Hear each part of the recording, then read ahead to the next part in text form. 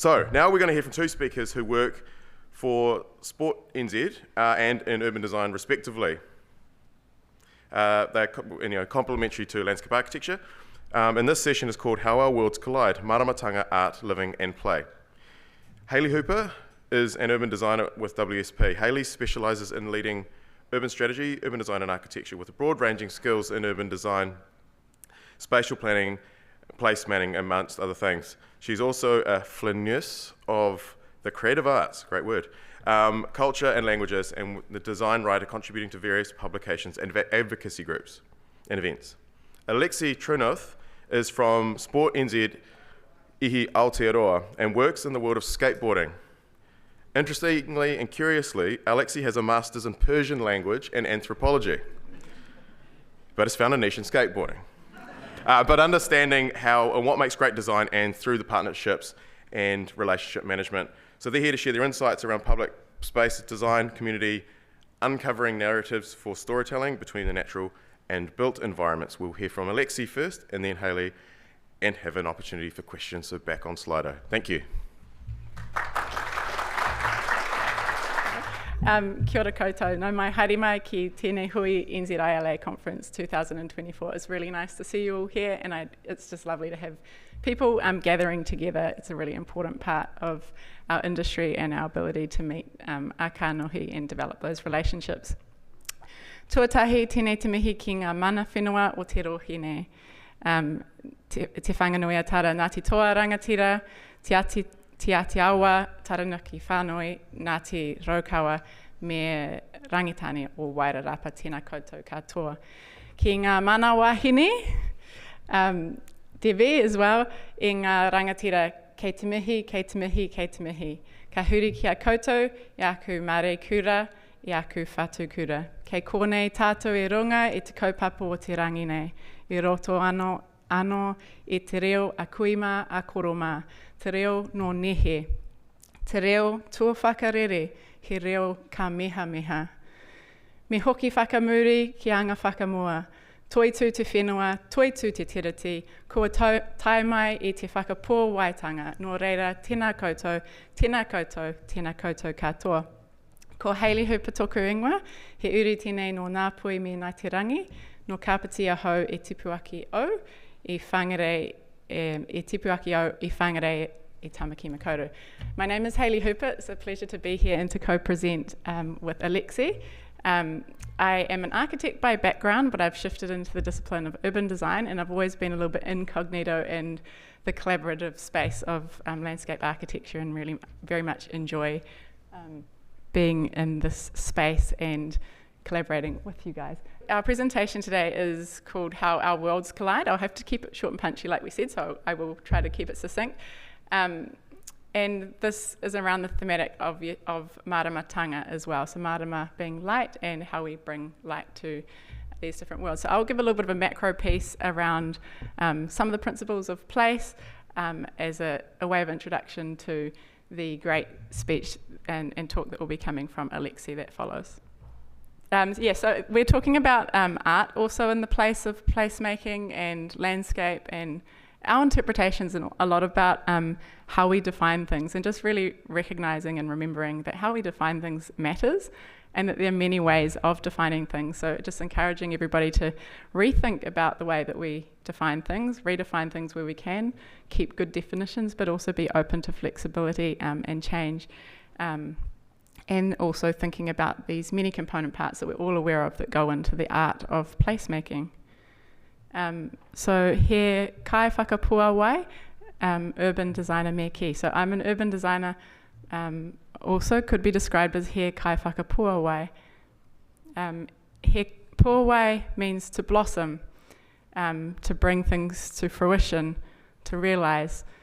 So the idea of coming from the blossom leads to the fruit, and how are we realizing place. I guess this is this whole idea of marama or maramatanga, and how do we bring light into what we do. We may be technical experts, but I think in and across this room we're also luminaries, and just that encouragement of understanding our roles as designers to bring light into spaces, even though we're in these technical and commercial worlds, that is a big part of our role. big green button again. So our roles in creating place, shaping lives, and making joy. So just really wanted to emphasise there, which again, we all understand, but that we are shaping lives, and a lot of what we do brings joy or otherwise to the spaces and places that we live art and play in, and we'll hear more about the play aspects from Alexi shortly. Again, just some of the things I guess that I'm passionate about is the craft and the art of design that we all love, and I think it's many of the reasons why we joined this discipline. We come into the commercial world, yet we're still artists, and there's a real contrast and conflict sometimes with those ideas, but just encouraging us all to stay in the craft of practice, that part that we really love, and that's what really, I think, gives respect and acknowledgement back to the whenua that we work with. That is the true and most beautiful gift that we have, and that it is a craft, a responsibility and a duty to that landscape. That we're all place woven, so we become parts of our place and our places influence us, and there's a real sense of collective legacy in what we do in the design world, and how we enhance the places that we design into and leave and live in and around us. So this idea that we're very much embedded, all of us as designers, but everybody in the sense of place that we create. Just thinking here, going back to that point around how we define things really matters. Our perspectives can change things, and how we choose to see things can change things, and just changing it up a little bit, like, hi, I'm Alexi, or I'm Hayley, just flip the record upside down sometimes and just see what happens. This is also a representation of our globe that is less commonly seen. New Zealand is upside down and at the top of the world, but it also centres around Te Moana Nui a Kiwa, which helps us to see the world and just how expansive this great ocean nation is that we sit in the midst of. So this is also a global perspective, but one that we don't commonly see. And if we start from these differing perspectives, how does that change our realisation, our understandings of place in the first principle? Remembering as well about values, so in everything that we do, what is it that we really do care about, and how can we bring those things to the table? Often we get constricted with timeframes and parameters and scopes and budgets, and at the bottom of everything there's still a values piece there, and I think that's a really beautiful part of our opportunity with Te Ao Māori to bring those values to the forefront of commercial environments, and also mean that they're built into project spaces and represented, and those things change the way that the process feels and also how the outcomes arrive. We're all here living. It's a responsibility and a duty of care shaping daily lives, and I think we sometimes also it's wonderful just to remember that these intricacies of the things that we can do in our roles as designers to shape space, but how we're shaping space and all of these small decisions that we make. I really liked Marina's talk because she talked about multiplicity, but also the micro and the macro scales, and how all of these mini decisions have a lot of agency in them, but they ultimately change the way that people live. So that's a huge power to have in our hands. And then here, just thinking about the choreography of place, and again, I really loved Marina's talk, where she shifted between what's downscale and what's out at the wider scale, and how these various units of the urban city block can be reconfigured and changed, finer connectors to make enhancements and different opportunities, as well as challenges to tackle. But the idea of choreography of place is really about considering the elemental notions of multiplicity and the many things that go into forming place. The title of this was How Our Worlds Collide. Like a lot of things in life are not always intended, but how do we respond and react? I think that's more and more prevalent in this day and age, where we need to be adaptive and dynamic, and understand that collision can sometimes be uncomfortable. There could be unintended consequences also in our design decisions. For example, we often hear terms in urban design around thriving. We've seen plenty of documents where we talk about thriving communities, but sometimes we're not meeting basic needs. So you've got these unusual contrasts and collisions with language and the things that we're doing, which we can also just challenge okay, 2 minutes. Universal design, but is it actually accessible, or is it inaccessible? What does risk and adaptation mean, and hence therefore, and then what now are we to do? But also collision, it can be the beauty of unintended consequences. So just, I think, seeing these things from different factors can also come together well, although they may be unexpected. Remembering to see opportunity and challenge, just a bit of a motto there, that with all challenge there is also an opportunity to reframe and consider things from a different perspective. Just a question to think about: how do we be globally imperative, nationally consistent, yet maintain something that's locally responsive, and really consider ourselves to consistently be contextually specific time. Okay, change, I'll skip through that. We're agents of change. We have really big spheres of influence. There's a choice around bowing to BAU. Are you going to bow to BAU? BAU can sometimes be good, business as usual can be great, but how can we create new baselines? They don't have to be better or worse, they can be different, and different might be that response to context that we need. Shining a light, the marama. So now I'm going to pass it on with an ollie. If I had a skateboard, I might try it or not, to Alexi. And I just want to say a very big thank you to you all for being here today. And yeah, keep lighting the world of landscape architecture. It's awesome.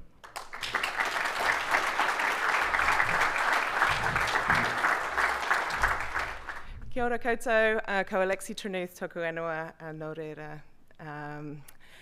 So thank you very much for having me here. I get it, I'm kind of the wild card of the day. Just a little bit about me before I start, because what is Sport New Zealand doing here? But me as a person, as I said, I'm Alexi, and I grew up in the Middle East. I lived in Kuwait, Abu Dhabi, and Dubai for my whole childhood. I went to university in Edinburgh, where I, weirdly, studied Persian and anthropology. My parents were delighted. I started studying economics and philosophy, which my dad was like, cool, she could get a job with that. And then I changed. I didn't get a job. Look, I did really great in skateboarding, guys. Through my degree, I went and lived in Tehran for a year. While I was there, lots of wonderful things happened, but two major things happened. One of them, I did a big research project into women living with HIV in Tehran, and kind of discovered my love for interviewing and people and researching through people. The other great thing that happened was I had a fling with my host family's son, right? And 18 years later, I'm married to him and have 2 kids. So woo! So push yourself, go and do weird things, and weird things happen to you. Me and my husband moved here 7 years ago, and for the last 5 years, I was working at Wellington City Council. Now, when I was at the council, one of the things I was doing, I was the play and active rec lead, and I was working really closely with the skate community. It was highlighted in a policy that we hadn't done very much with them for many years. And they'd been kind of underfunded and underloved. So we did a whole load of work to understand what they needed and wanted to kind of help their community thrive. We did well. We came up with a plan. We, managed to secure $7+ million to do some upgrades as well as build a new park. And I worked really closely on one of the park projects. It was really hard. And we kind of ended slightly broken as a project team. No one was really talking to each other. The park itself is fine and it was good, but like the process itself was just incredibly hard. There were so many challenges. And the more I reached out to people up and down the country, we were all having these similar challenges. Council didn't know what to do. They knew that they wanted to produce great spaces. They didn't know how to do that. We've got very few designers and builders that can do these very specialized parks that people are looking for. We've got a community that really doesn't like us. And so like trying to bring all of these things together were really, really hard. Anyway, so where am I next? Too soon, but never mind. So then Sport New Zealand asked me to come for a meeting to say, Alexi, you've done all this work. Is it the silver bullet for our rangatahi, the declining physical, levels of physical activity? Is this it? Is skateboarding it? Is providing skateboarding it? I was like, no. It's really hard, and none of us know what we're doing or how to do it properly, and there's full of all these problems and blah, blah, blah, the rest of it. And they were like, oh, well, could you? I wasn't pitching for a job, I promise I wasn't pitching for a job. But they said, oh, would you come over and do some research and find out what we needed? So I've spent the last 9 months researching, talking to lots of people all over the world about skate and skateboarding. We've also included all kind of little wheels, so roller and inline and scooter riding as well, to put together these government guidelines that, cover off all sorts of different things. They're super high level and they're super kind of hopefully easy to read. But the background of them was, from a Sport New Zealand perspective, as I said, our rangatahi aren't being active in the ways that they're often not given the opportunities they want to be given to be active. And as a result, we've got quite a serious decline in activity levels when our rangatahi hit that level. And so we've got to be able to change things up and look at what we can provide to try and turn that around. Also, Sport New Zealand obviously understand that councils are such huge drivers of all these spaces and places when it comes to sport and rec. So supporting them to be able to do it is really important. In the document, we look at kind of the background of the current situation of skate within New Zealand. We've just partnered with Skateboarding New Zealand, and there's a really great survey that's just been done that kind of gives a look at the demographics. Down to what disciplines are, what are people doing, what the ages of people, etc. Interestingly enough, our biggest number of women was under 18. So like a huge new demographic of skateboarders. It isn't the old bowl trolls, as they sometimes get called. I have spent a lot of time with that demographic, I'm going to be honest, in the last few years, but that's why kind of we're doing it. What we found, this stuff's going to be so obvious to some of you, but the importance of planning and then funding things correctly came through really, really strongly. You really want a network of parks that offer different things to different people. All parks are unique. The last thing you want is two parks that are the same, and they should be offering different things to different people. They should be complementing each other, not competing. So ensuring that whenever you're looking at something like this, you're looking at what else is on offer and making sure that it fits within that context, and also being able to plan that when's this being upgraded, when that's being upgraded, what's that being upgraded, and what are all those things going to be offered. And then how are we going to fund it? So often these projects are given an arbitrary amount of money, and then they're kind of retrofitted into how much they have to fit in there. And actually, to make these things successful, it's not just about the park itself, which is hard to get right and is expensive and all of the things. But you probably need somewhere to sit. You need some lighting. You need toilets. You need all of these things that go around with it. And so making sure that that budget is sorted from the get-go and all of those things have been thought about. Again, you know all of this stuff. But funnily enough, some councils don't. So skate parks, when you think about skate parks, and now we've got social media, which is wonderful, but we've got a community that's seeing this, which is a beautiful park, right? Rolling, beautiful concrete that is just effortlessly gorgeous, designed by park designers who are here today, Convic. It's St Kilda in Australia. So this is what people are seeing. What we've actually got is a lot of this, like a lot.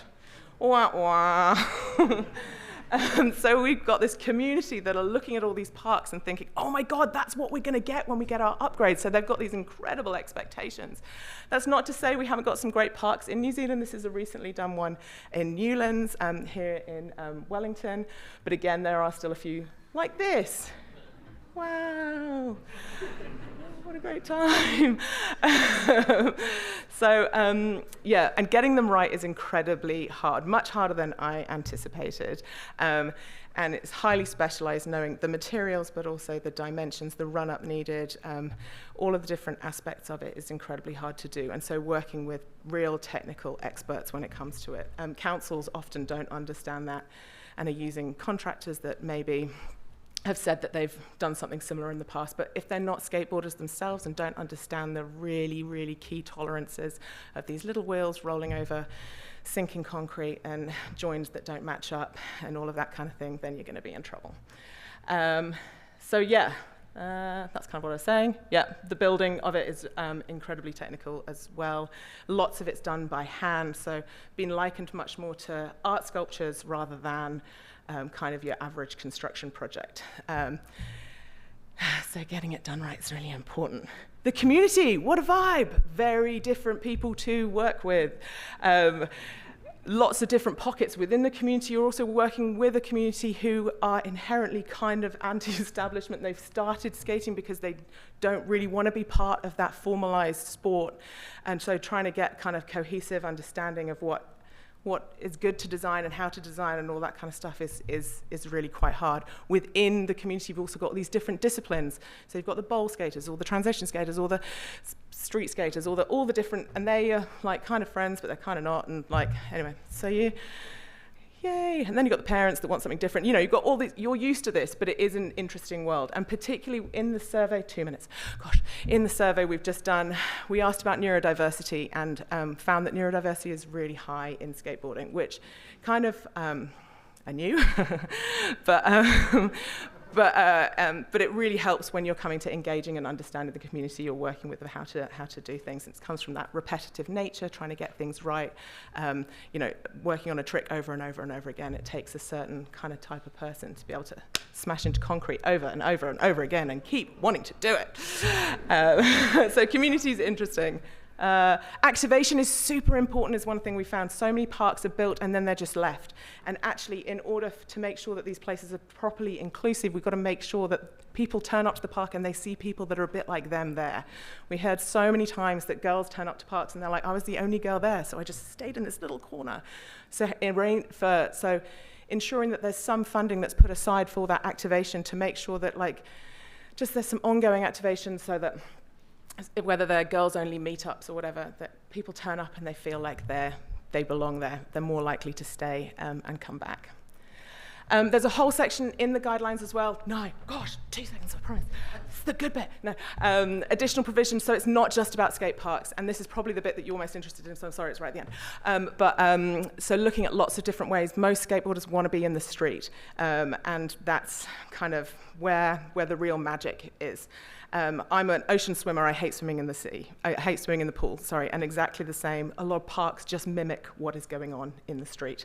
And so looking at ways to integrate, whether it's skatable sculptures, whether it's ledges, whether it's whatever it is, integrating it in rather than out. Again, in the guidelines, you'll see there's lots of different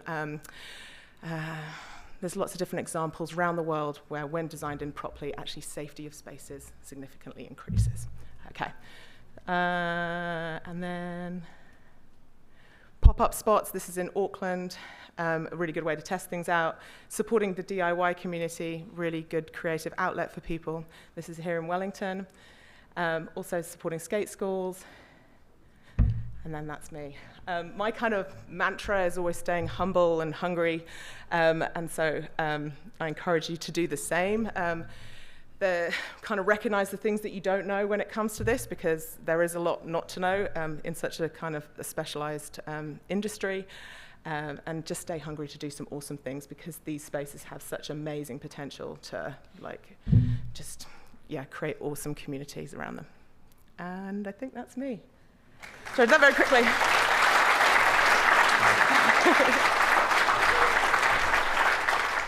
Thank you, Hayley and Alexi.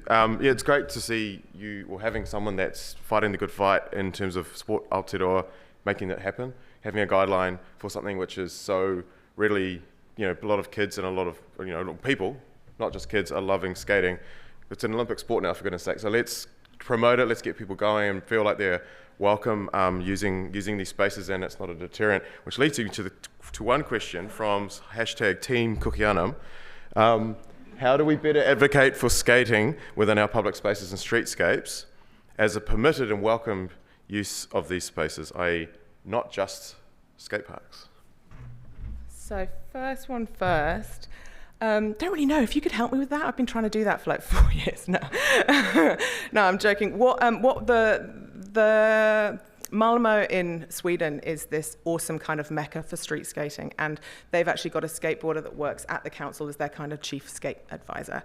And so I reached out to him and had a wonderful conversation with him. And what he talked about was small incremental changes, but also doing, there's exactly what lots of you, I'm sure, have already done, and we talked about here, those small kind of temporary pop-up activations that kind of, they're going to start with people being like, oh my gosh, I can't believe you put a box there. It's going to cause World War IV or whatever. It's like, it's really not like, and so doing these small things, testing them out, and then bringing the surrounding, like whether it's the shops or the residents or whatever, on the journey with them. And if it doesn't work, finding out where it works, and and coming up with some better solutions. And so trying to do it in those small steps, and then looking to do something more permanent. There are also great examples of councils being really bold and just going out there and doing it, like Lower Hutt. As you've seen, outside the kind of council buildings, they've got a skatable plaza that I know Isthmus did, and that was a really bold thing from the client to push as well. And so there's kind of, I'm not sure if that answers your question, but to start, just starting small, and also just let it fly under the radar. Do you know what I mean? Just see what happens. What's the worst can happen? A lot. And do we need skate park? So I think we need better. So the whole point of that kind of planning exercise at the beginning that I talked about is like doing a mapping of everything that you've got, and that includes the urban environment and the street spots. So the street spots and the plazas are so integral to ensure that we've got all of these different spaces to allow people to be active in the way that they want to be. So yeah, it's kind of a bit of both, I think.